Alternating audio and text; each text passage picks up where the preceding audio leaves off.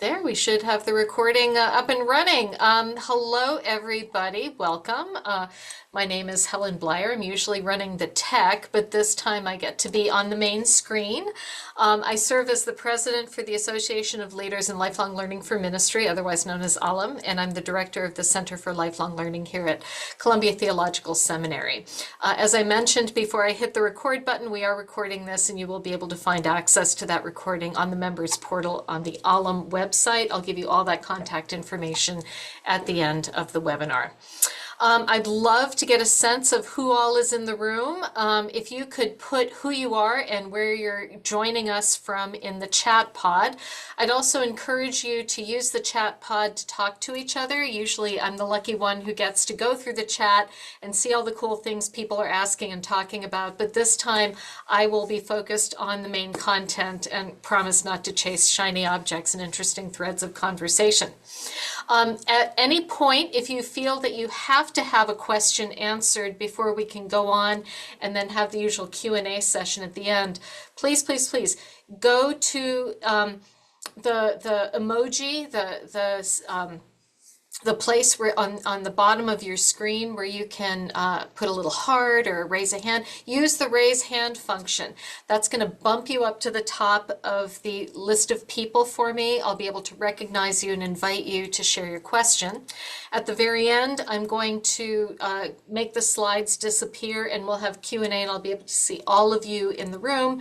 But for now, if you have a question midstream that you must have answered before I can proceed, please go ahead and use that raise hand function. I also want to give a special shout out to my ALLM exec members. I looked at the participant list. A couple of y'all are in the room. So anyways, please make sure that you note that in the chat and you get officially recognized by the other good people on this webinar. These are the people who make all sorts of amazing things happen through ALLM, and I'm so grateful to get to call them colleagues. All right, let's get the show on the road now. The title of this, Mapping the Ecotone, was a little bit of a play on words. I was thinking of Todd Bolsinger's popular book from about a decade ago when he was talking about canoeing the mountains as a metaphor for using traditional modalities to exercise leadership in completely uncharted territory. We're not going to be talking about leadership, we're going to be talking about mapping, and the metaphor that we've come up with to describe what lifelong learning is in the whole context of theological education is an ecotone. Well, what is an ecotone? It is a biologically rich area of transition between two other distinct environments. So a marshland, an estuary. So marshland would be between land and water. An estuary would be between fresh and salt water. Ecotones have qualities of each of the surrounding environmental areas, but they also are their own distinct biome. Lifelong learning is similar to that in theological education. Things are undergoing such rapid transition in theological education. It's a scale of change that is not unprecedented, but the speed of the changes, and lifelong learning happens to be a place where a lot of that transition gets addressed, modulated, where it's most evident in many ways. Lifelong learning exists at the confluence of ecclesial communities, society, and academy, but it is distinct from all three despite having characteristics of all three. I want to note at the very beginning of this research discussion today that ALLM and lifelong learning in general happens in numerous contexts, not just theological schools. It happens in denominational centers, it happens in retreat centers, it happens through freestanding initiatives. The data that I'm reporting on today is just from theological schools because they're a well-defined group and it's easy to identify the players in that field and to locate people to participate in research. We are in the process of identifying other providers of lifelong learning to continue the mapping work outside of theological education. So what are we going to be talking about today? We're going to be talking about an ecotone, sure, but specifically we're going to be talking about, number one, What was the broader context for this research initiative? Number two, what are the key takeaways from the 2025 study that we just completed? And number three, what are some of the insights and questions that are suggested by the findings? Some of them, I'll admit up front, are a little provocative. We're going to be drawing some comparisons from our initial research in 2020, 2021. There is going to be a lot of data thrown at you. Bear with me, please. I'm going to help you curate and navigate your way through it. If you get twitchy at the sight of bar graphs or spreadsheets, I will make it all very happy, comfortable, and approachable for you. And as I mentioned, if you've got a question that you absolutely must have answered, please insert that question at that time. We don't want you swimming in the unknown through the rest of the webinar. I'm also going to be peppering the data with a couple of questions for you to mull so that you can think about what these results mean in your own context. So let's dig into the research itself. Here's an overview of the research. In 2019, Alum Leadership decided to contract a study on the state of lifelong learning in theological schools. The study was designed to be launched in 2020.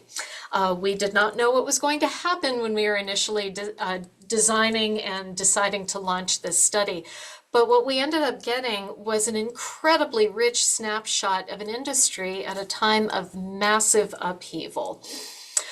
During that time, we searched websites of ATS, Association of Theological School member schools, to determine which schools identified themselves as having some kind of lifelong learning program. We looked for the phrase lifelong learning, we looked for certificate programs that were not attached to degrees, continuing education, external learning opportunities for outside constituents, you name it. And we identified 84 such programs in 273 schools.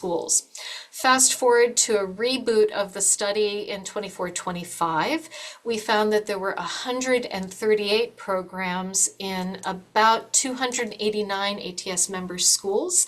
That is about a 60% increase in the number of programs.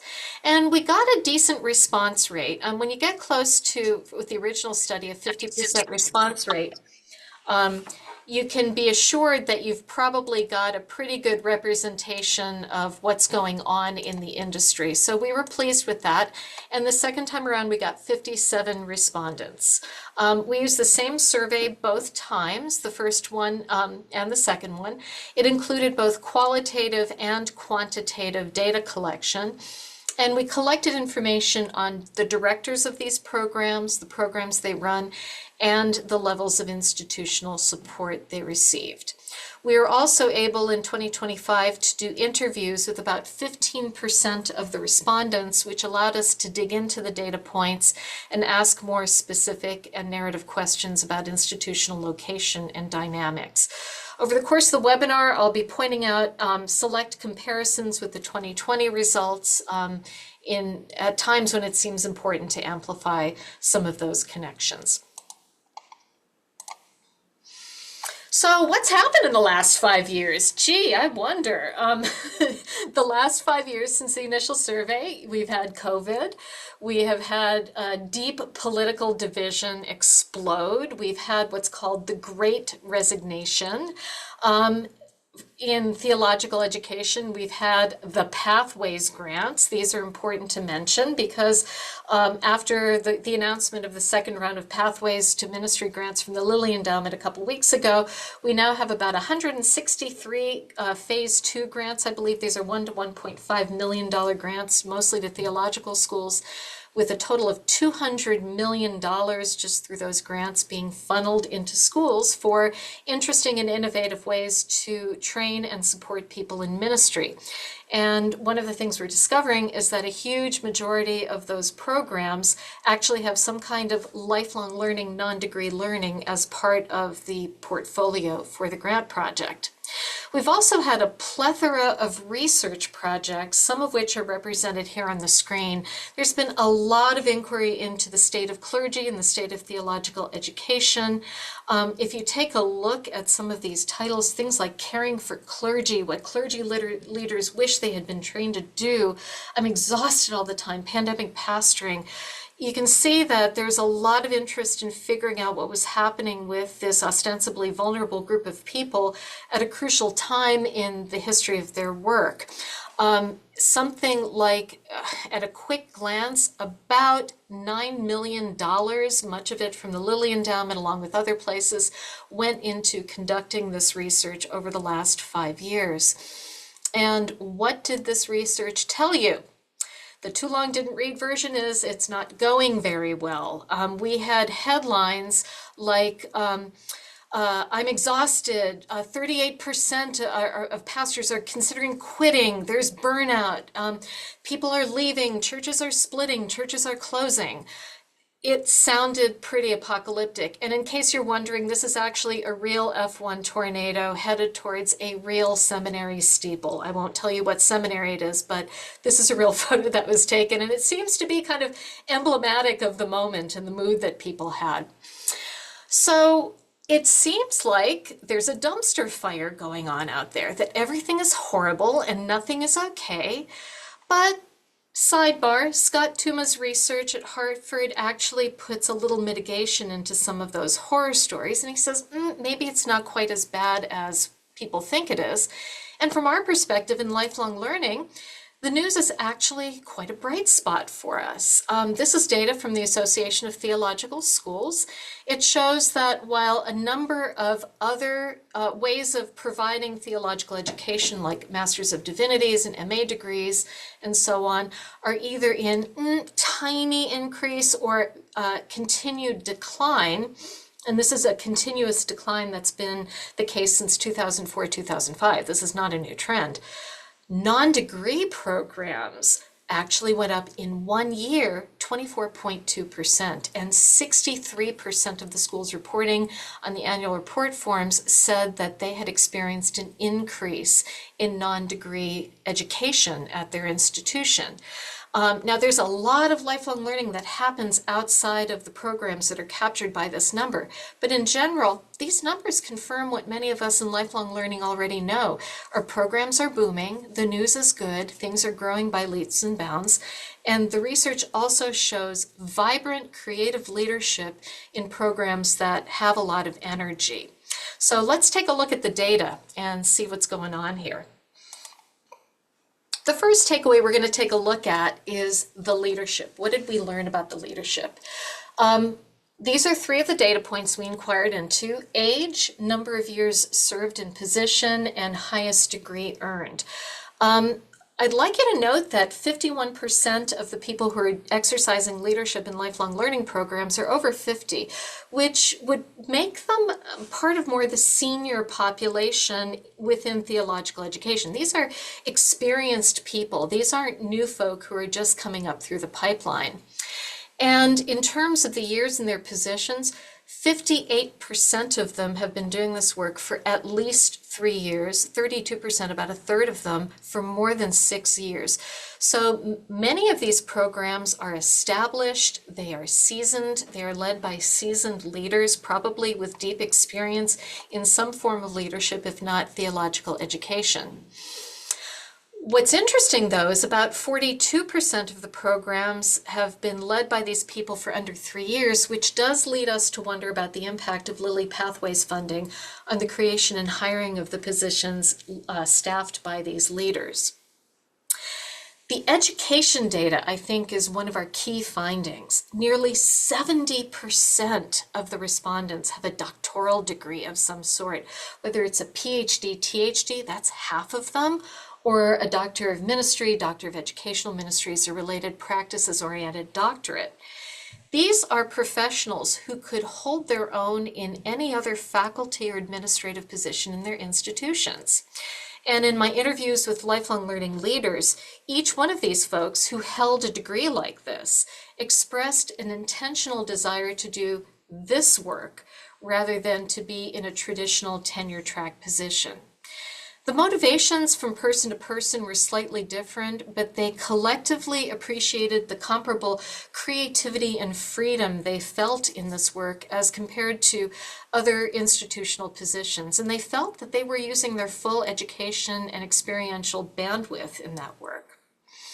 So as a first question for you to mull, if you are a lifelong learning leader, where would you find yourself in these charts? What's your age demographic? How long have you served in your position? What's the juice you're bringing to that work? What's the education? And do you feel like you are using your full bandwidth as you're doing this job?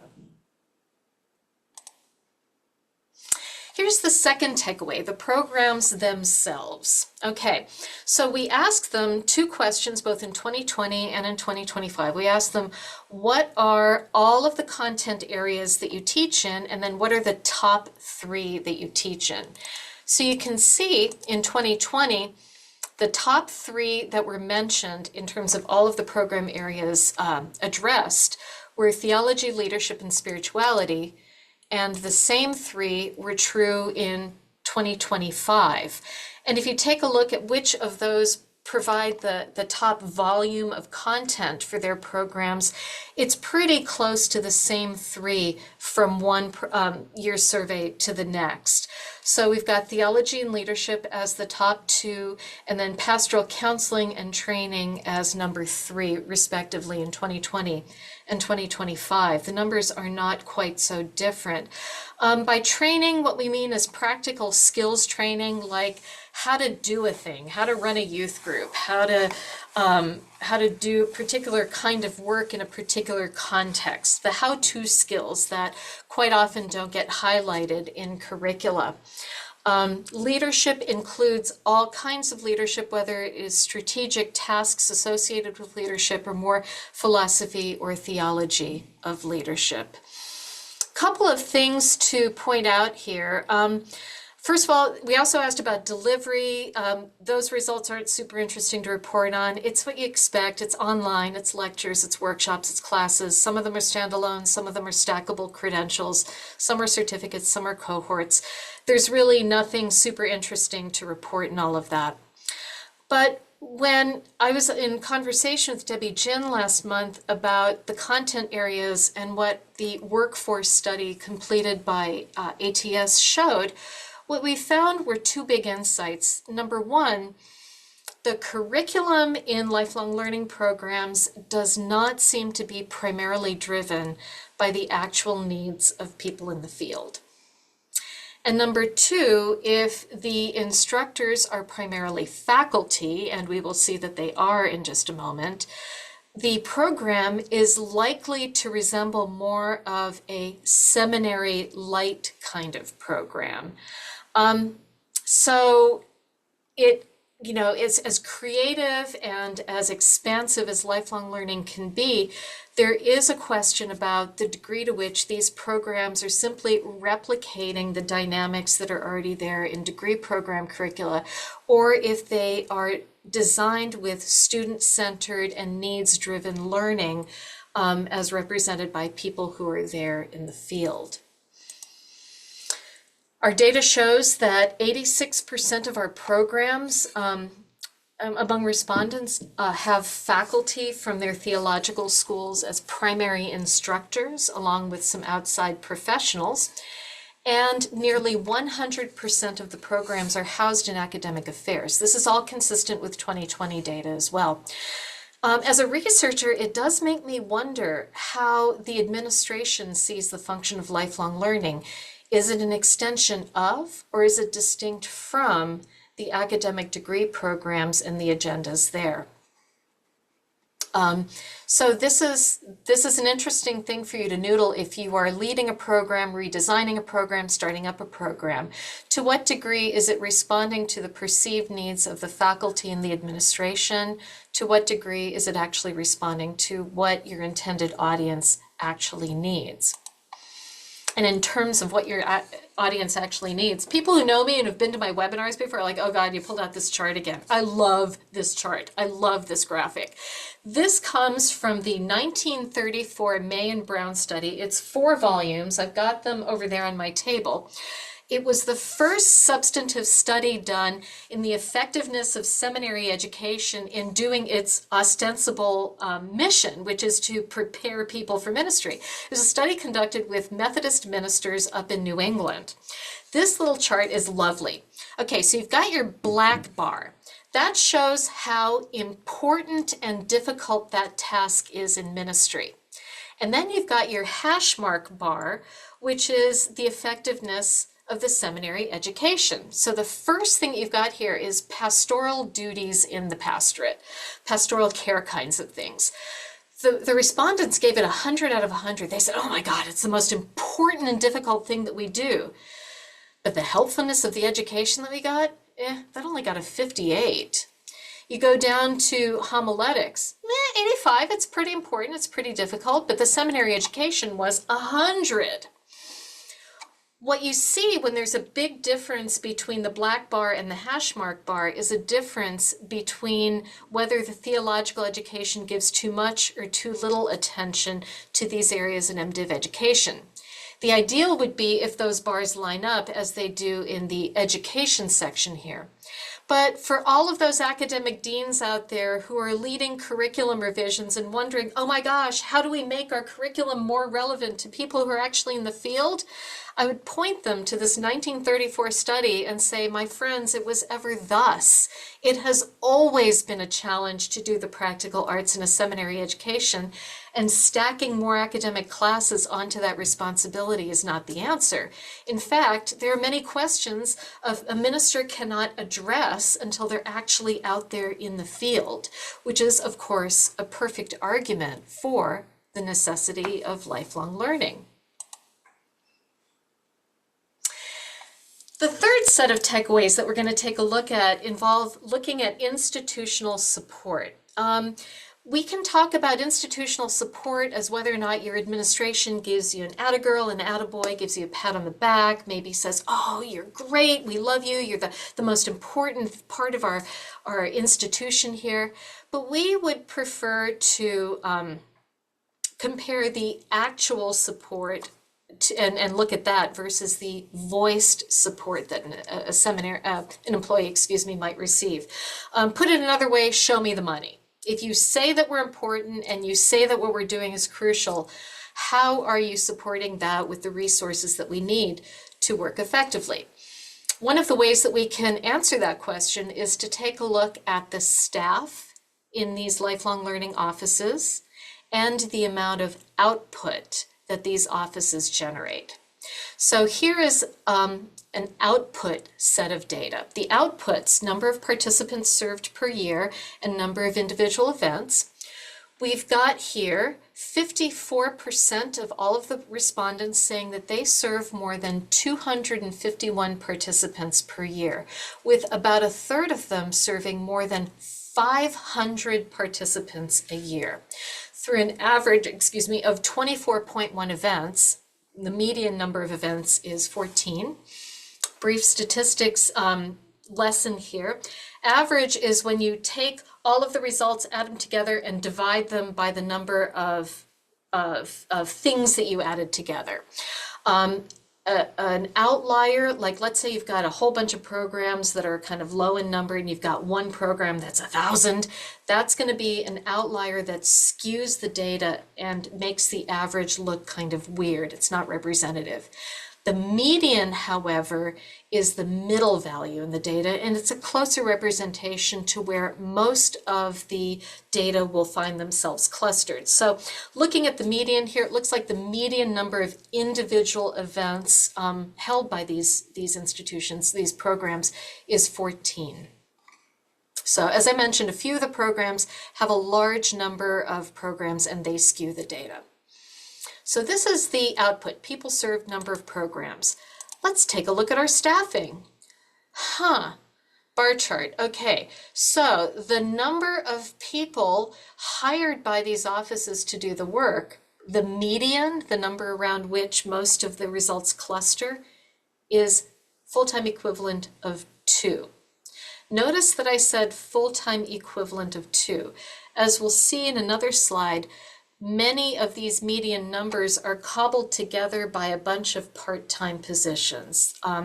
As we'll see, 75% of the people who lead these programs have other institutional duties, and their leadership in the program is only a part-time part of an overall, sometimes large and complex portfolio of work that they have. So you've got 500 people being served by a staff of 2. Let's take a look at another number here. Do these people have other institutional duties? As I told you, 74% of them said yes. And I'm not talking about serving on committees. I'm talking about, like, I run lifelong learning and I'm the degree program chair for Doctor of Ministry program. And I also do enrollment and outreach. And I'm also the chaplain on the campus. And I also teach full time. And I'm also an administrator in another area. So it is rare that somebody has the luxury, I'll call it, of being solely dedicated to lifelong learning. Third data point. So you've got all these programs, you're serving all these people. In the last 5 years, so since the first time around, has your staffing increased, decreased, or remained the same? For 44% of the programs, it remained the same. 44% increase, that's not bad news right there. But this number does concern me. 12% of them say that their staffing decreased. What we do not see is necessarily a staffing level in these programs that's commensurate with their output. Especially when you put those numbers up against the educational degree program at the institution. If you think about a theological school, the mission of a theological school is to deliver theological education. The degree program is one possible container for that mission. We would argue in Alam that lifelong learning is another possible container or means by which educational mission can be delivered. And yet, when you compare the numbers of staffing and people in lifelong learning programs to these data from ATS about faculty and students, FT means full-time, FTE is full-time equivalent, headcount, full-time equivalent. You've got a median number of students in schools at 132 in ATS member schools. About 10 years ago, that number was 150. So the number of students in schools is dropping. And yet you have typically large bureaucratic staffs, large administrations, numerous faculty supporting this educational effort, while that little office down the hall with 2 people just served 500 folks last year. People say it's apples and oranges, Helen. You can't compare the intensity of a degree program with a single lifelong learning event. No, but if you squint one eye and you take a look at the numbers, it is pretty clear that you can make a case for the wild under-resourcing of lifelong learning programs compared to the rest of the infrastructure of an institution. Let's take a look at another measure of institutional support: money. We asked our leaders if they're expected to generate income to cover their own salaries and benefits for their area of work. I find this astonishing. 19% of them have to generate revenue to cover their entire ability to be employed by that institution. 42% have to do that at least partially. They have to sing for their supper, in other words. I don't know of a single faculty person who is expected to generate revenue from credit hours paid in order to support their salary. But lifelong learning leaders are expected to generate their own revenue. Their budgets remain the same, even though they're dealing with these enormous numbers of participants. 40% of them have found their budget to have increased. What we don't know if the budget has increased because their revenue has increased or because their administration has allocated more money to that area. That's not something we asked about, but I think it's interesting to explore. And in terms of subsidies, from their institution, 60% of them do say that they are partially subsidized by their institution. 16% of them say no. Fascinating. Finally, when we take a look at sources of income supporting their work, some of them get money from their denominations, 30% of them from endowments, and that would only be a subset of the programs, of course, because some schools do not have endowments that can support this. 58% from the general operating budget of the institution, 67% from grants, which means Lilly Endowment likely is the primary provider of those grants and an enormous support for what's happening in theological education. And 91% of them are generating support from participant fees. One of the other shortcomings of having people have to sing for their supper is number one, you've got these programs, which are part of the educational mission, abiding by a very different economic model than the rest of the institution. It's like you've got the whole institution operating this way, and oh, we're going to set up a different set of rules here for lifelong learning. But also, number two, if ministers, ministry professionals, clergy are your primary audience, they don't have the money to be supporting your entire salary and benefits. These are folks, I hear from folks in clergy positions all the time when there are budget cuts at the church. Their professional development budget is typically the first thing to go. And even in the more generous programs, a maximum budget of $1,500 might just cover a mandatory denominational meeting they have to go to, which means they have very little, if anything, left over for other kinds of enrichment. So I would say that this is a highly problematic data point for the future viability of lifelong learning. We did ask folks too to talk about their perceptions of support and their perceptions of vocational fit. We asked them a whole bunch of Likert scale questions, 1 to 5, 1 being strongly disagree, 5 being strongly agree, and everything in between. What I am so happy to see here is that people really love their work. The level of agreement with the statement, my work is aligned with my personal sense of vocation, it's 4.46. It's almost as high as you can get on a 1 to 5 Likert scale. They experience professional satisfaction, and they believe that it's the future of theological and religious education. But when I ask them other questions about what's your perception of institutional support, is your work reflected in the key documents of this of your institution, like governance documents, bylaws, constitution, etc.? Those numbers drop to 4.6 and below, with the documents question being less than a 4, which means that there's a difference between the perception that leaders have of the importance and value of their work and the administration's and their perceptions of that work. All right, this is a lot of data I'm throwing at you, and I'm hoping that you're tracking. Remember, raise your hand and ask questions if you want something clarified before we go on. I promise there will be plenty of time for Q&A.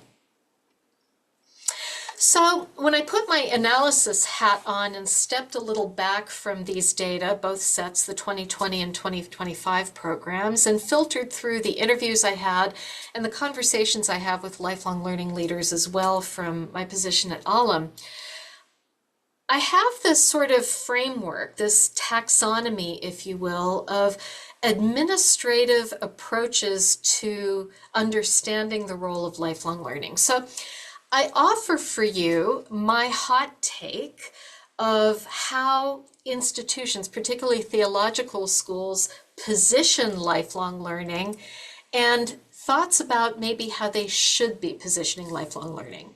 The big question, I think, is do these administrations position lifelong learning to be reactive, or do they position them to be strategic?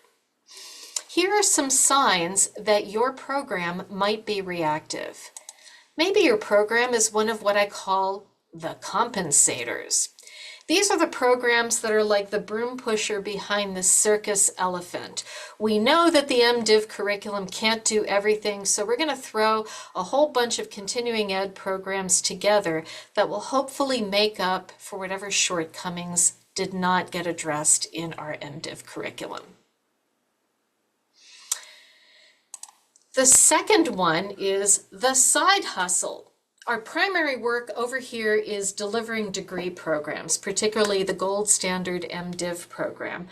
But we've got this lifelong learning program over here. It's cool. It's a side hustle. Or maybe we're the dog that chased the car of a Lily Grant, and oh my gosh, we caught the car. We've now got $1.5 million. What are we going to do with it?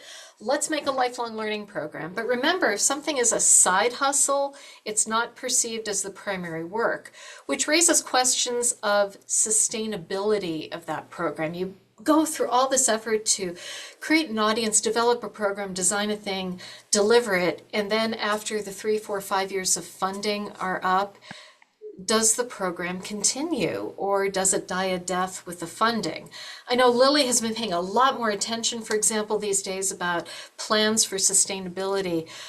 With the first round of the Pathways grants, we are now beginning to see whether or not these programs will be sustained over time because we are just now getting to the end of that initial 3, 4, 5 year funding arc.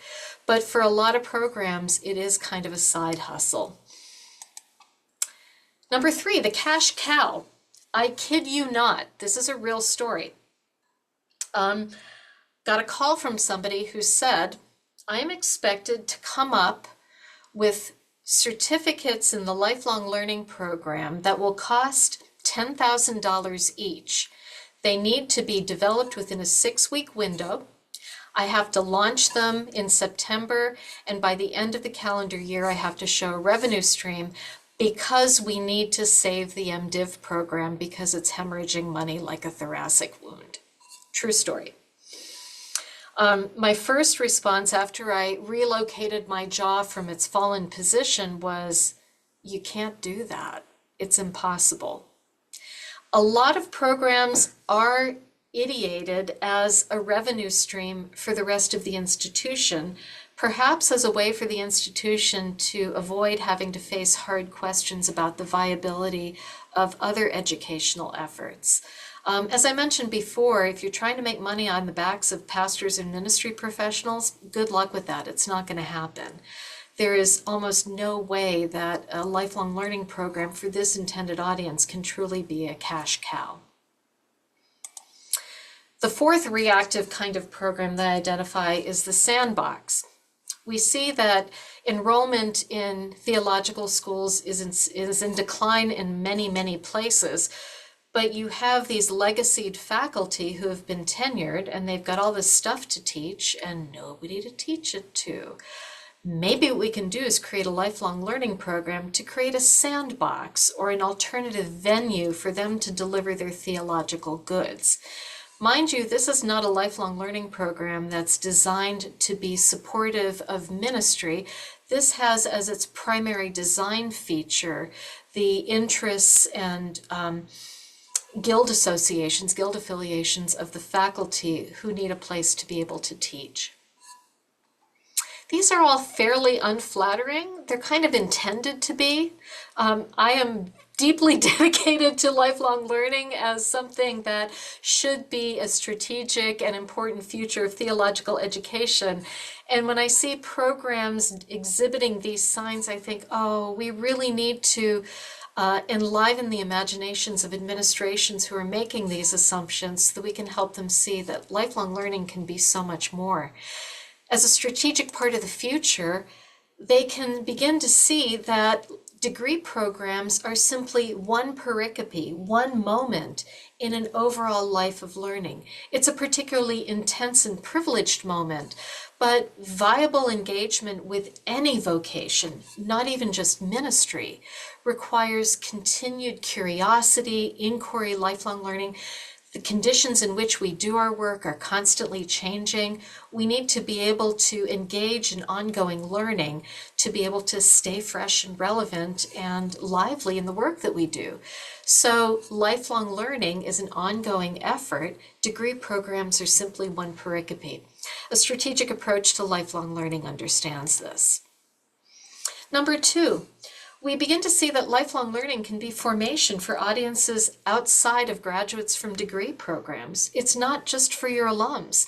When you think of lifelong learning as creating a point of access to theological education to all who are theologically curious, and especially laity who want to level up their capacities to exercise leadership in their communities, the entire blue ocean becomes your potential audience for lifelong learning. And you can begin to design really exciting possibilities that represent where the future of churches happens to be, the future of faith-based ecclesial institutions and nonprofits happens to be. As a Presbyterian graduate of Columbia wrote in a Presbyterian Outlook article that made some people's heads explode, the future of the church is pastorless. There will always be places for MDiv ordained clergy, but with so many small and rural congregations unable to find or pay pastors, they really need to rise up the lay leadership in their communities. And the question is, if you're interested in the future of the church, how does your lifelong learning program respond to that real need in those communities?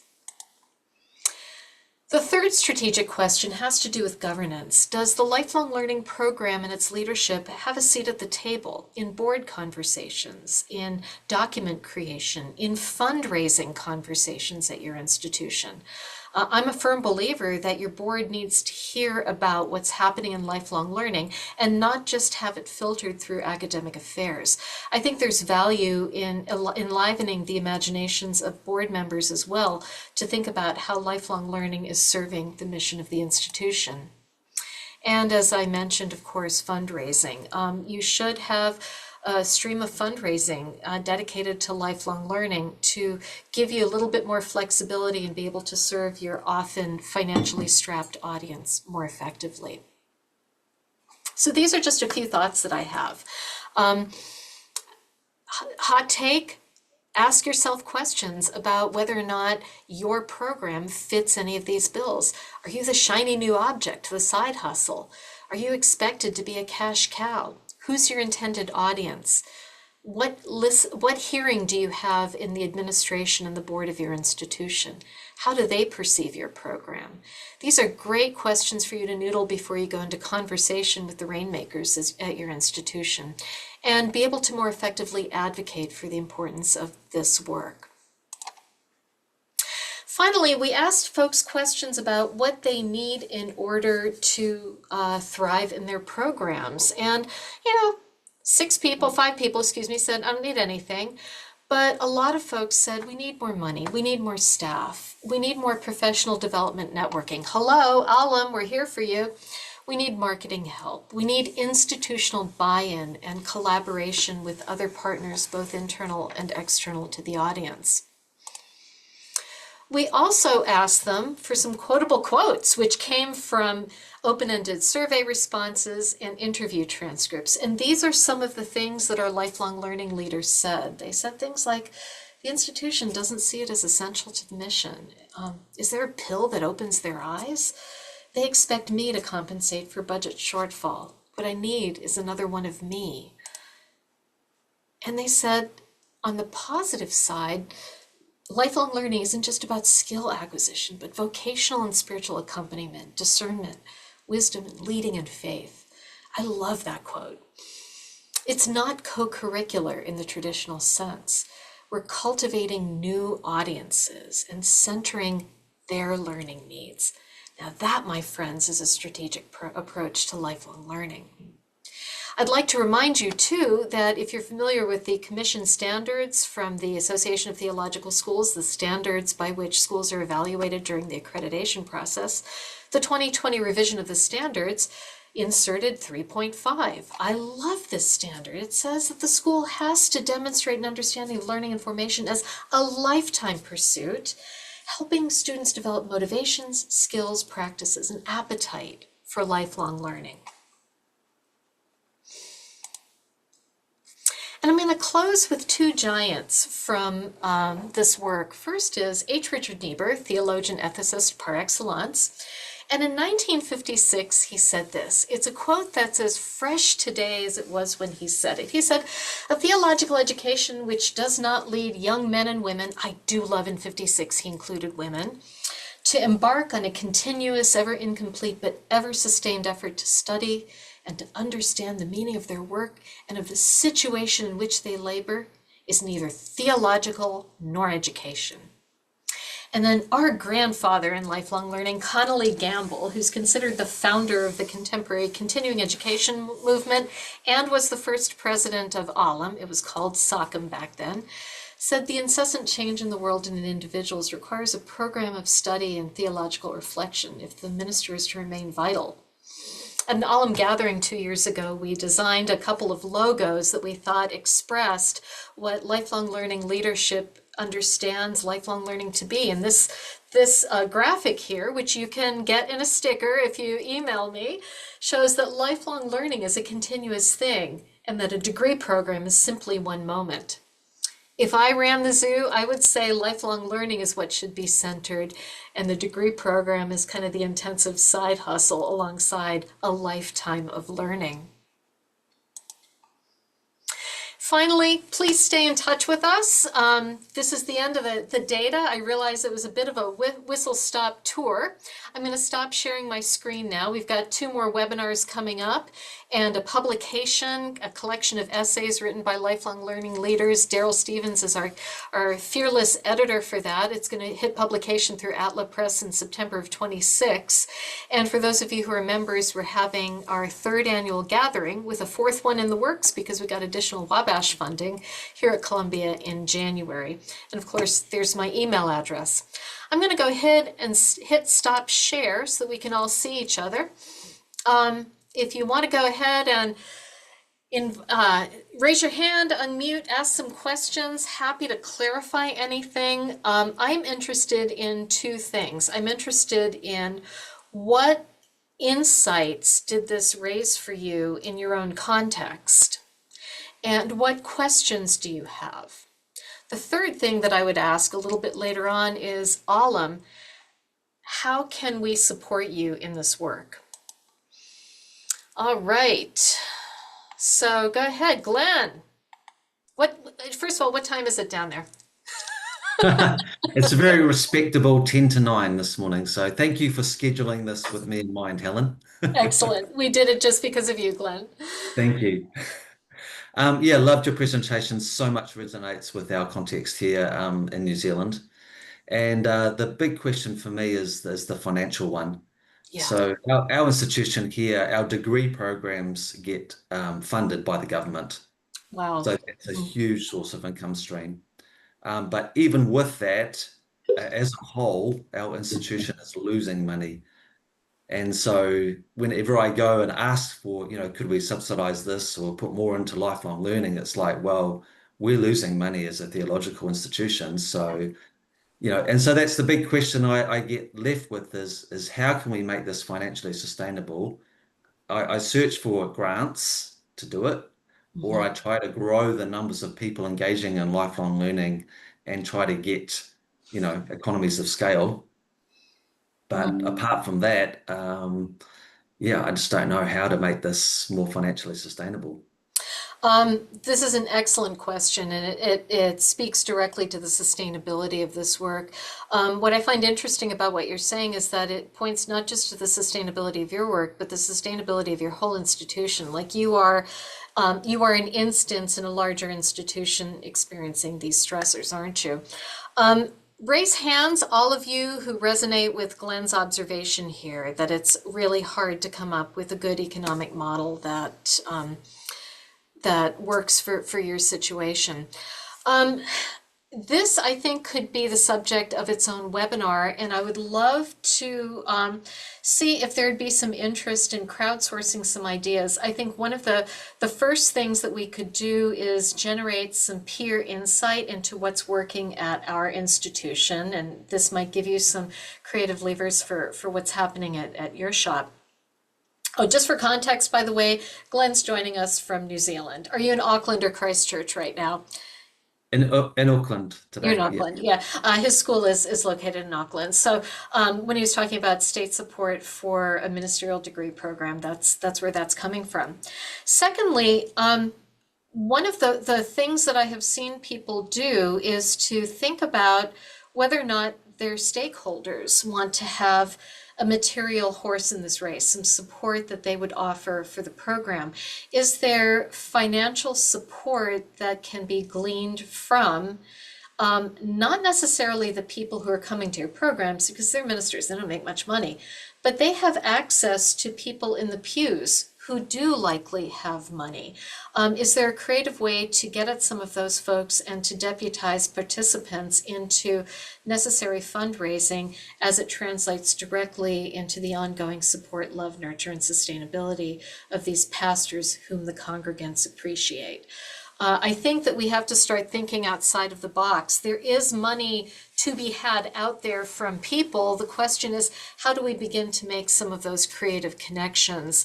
Endowment and foundation support, of course, depending on where you are, is another good source of funding. The caveat with that is that when an endowment or a foundation grants you money, they're not funding your project.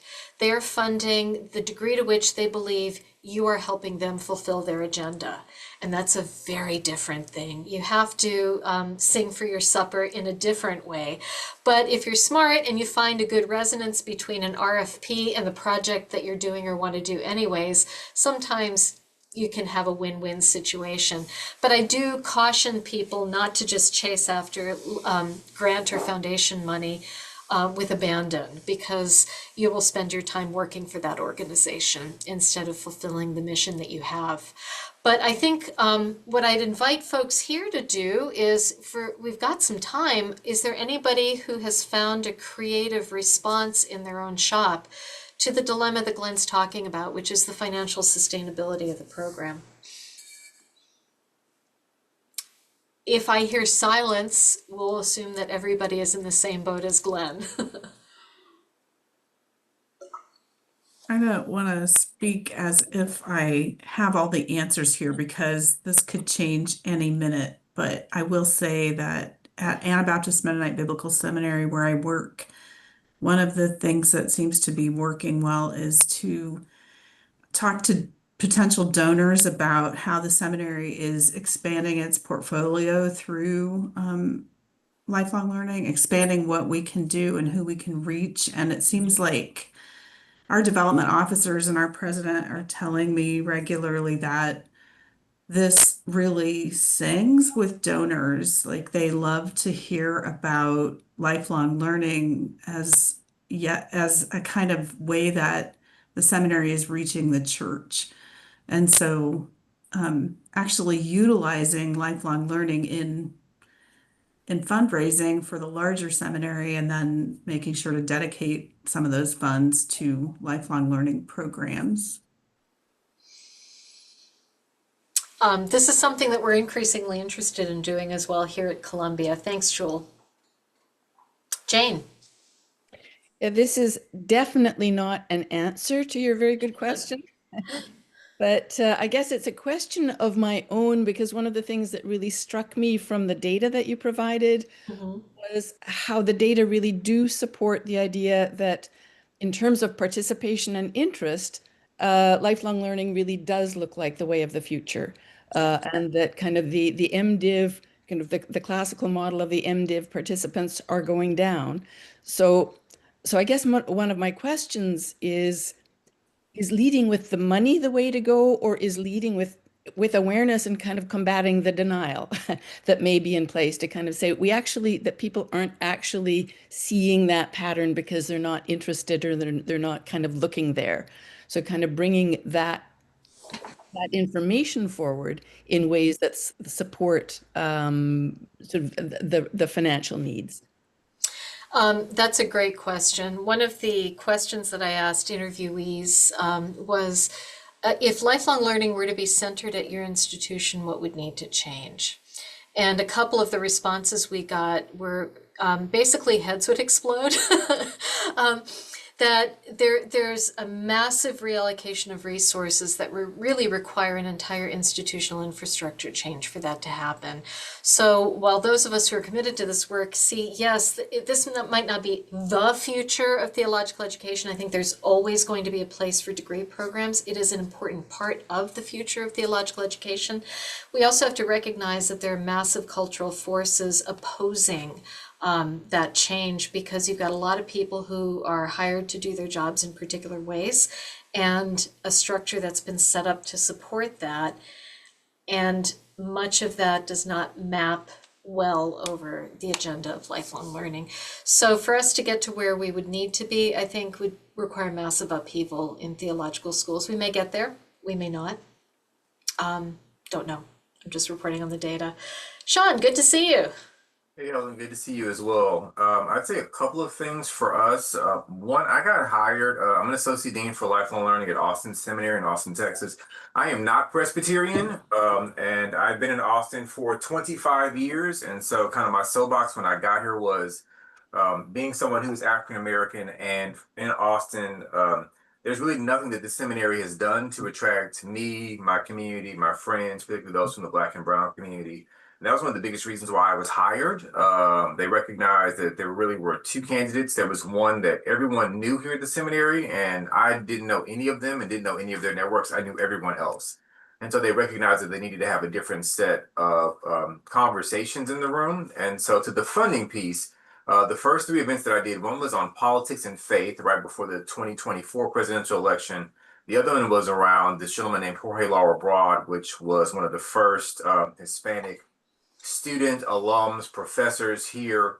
We did a book launch for him, and then we just did another event last week called The Cross and the Olive Tree, which recognizes how do Christians engage the Israel-Palestine conflict. And so the seminary was not talking about any of those things. And so because those were the initiatives that my department first launched with, and they were very well attended, it let the seminary know, oh, Sean's got some ideas. We probably should throw some money his way. And so what came from that was we got an endowment for our certificate program. So now our certificates are fully funded. And then we applied for a Lilly grant, which we got a couple of weeks ago as well for $1 million that will last for 5 years. So I would say that in terms of the funding, I didn't lead with the funding conversation in terms of I need money for these things. To what Helen was saying in terms of the research, I don't like using the faculty for things because no one comes to what the faculty does. Like it just doesn't address today's needs. I start with the need. That's why I'm whispering. So that's why I start with the needs of the people. And in doing that, we had more people coming to our programs and events than we've had at the seminary before. And that alone, I could then circle back and say, if you want me to continue to do these things, I need money. So I put butts in the seats first, and then I did the money conversation as opposed to the other way around. So one of the things that I want to lift up in terms of what Sean said as an interesting approach too is creating new relationships. Remember we talked about lifelong learning as an ecotone. It exists at the confluence of academy, church, and society. And there's a way in which your office provides a gateway into constituencies and communities and needs that the seminary does not have. So one of the things that I think can be part of your portfolio is creating a kind of feedback loop. You figure out what your administration is going to listen to, then you go do that thing or make those relationships happen as a way of feeding back into the system the importance of the work that you're doing. This can also involve developing active partnerships that involve some cost sharing with folks too. We're getting super close on time. Wilson, you had a question that had to do with salaries. We did collect salary data. If you want to email me off list, I can send you the chart that shows salary. Before we sign off, I do want to recognize that both this research as well as the volume that we're going to be publishing, Sustaining Ministry Excellence, is going to be Sustaining Ministry Education, excuse me. It will be published by Outlaw Open Press. We're funded by the E. Rhodes and Leona B. Carpenter Foundation through Moravian University. So we're really grateful to that foundation. This is a place where we took that money and we figured out what we could do with it that would advance the most good for our intended community. Once again, my email address is blierh@ctsnet.edu. We are at 4 o'clock now. I would invite you to, before you sign off, look quickly at the chat. There are some great comments in the chat. You can capture them and save them if you want. And again, we are going to be having another webinar on November 11th at 3 o'clock, just for you, Glenn, on AI and theological education with Tay Moss. And then our next community of practice meeting will be in December. And perhaps what we could do at that time is begin to dig into some of these economic model and relationship, both friend and fundraising kinds of questions as well. Lovely to see you guys. Thank you so much. I'm going to hit end on the recording right now.